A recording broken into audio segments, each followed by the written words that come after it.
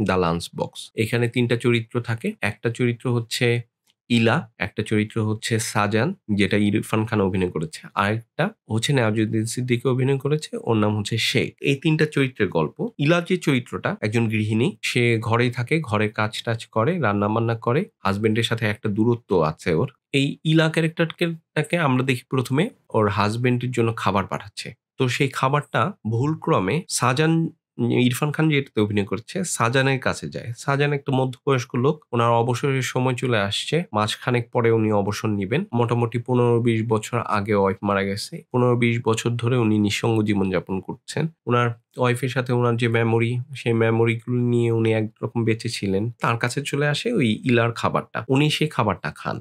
খাবার খেয়ে বুঝতে পারেন এটা আসলে হোটেল থেকে আসে নাই। ইলাও বুঝতে পারে যে ও আসলে ভুল লোককে খাবার পাঠাচ্ছে। এই বুঝতে পারার কারণে ইলা তাকে একটা চিঠি লিখে জানায় যে, "আপনি মনে হয় আমার হাসব্যান্ডের খাবার খাচ্ছেন?" कल खाली डब्बा भेजने के लिए आपका शुक्रिया। যেহেতু ইলা ক্যারেক্টারটা এর আগে হাসব্যান্ডের কোনো গুরুত্ব পায় নাই। কোনদিন ওর হাসব্যান্ড এসে বলে নাই, "তোমার খাবারটা অনেক ভালো হইছে।" কিন্তু সাজান ক্যারেক্টারটা ওর খাবারের প্রশংসা করতেছে। সেটা আবার ইলার ভালো লাগতেছে। ইলা মনে করতেছে যে একটা জায়গা পাইলো যেখানে ও ওর গুরুত্বটা পাচ্ছে। সাজানও ওই খাবারটা খুব মজা করে খায় এবং খাবারের ফিডব্যাকও ও দিতে থাকে। এই নিয়ে ওদের মধ্যে চিঠি চালাচালি হইতে থাকে এবং কথাবার্তা বাড়তে থাকে। তাদের ব্যক্তিগত কথাবার্তাগুলোও শেয়ার করতে থাকে। এই ভাবনার আদান-প্রদানগুলা ওদের মধ্যে চলতে থাকে। চলতে একসময় মনে হয় তাদের মধ্যে এক ধরনের একটা কেমিস্ট্রি তৈরি হইছে। এইটা নিয়েই হচ্ছে সিনেমাটার গল্প।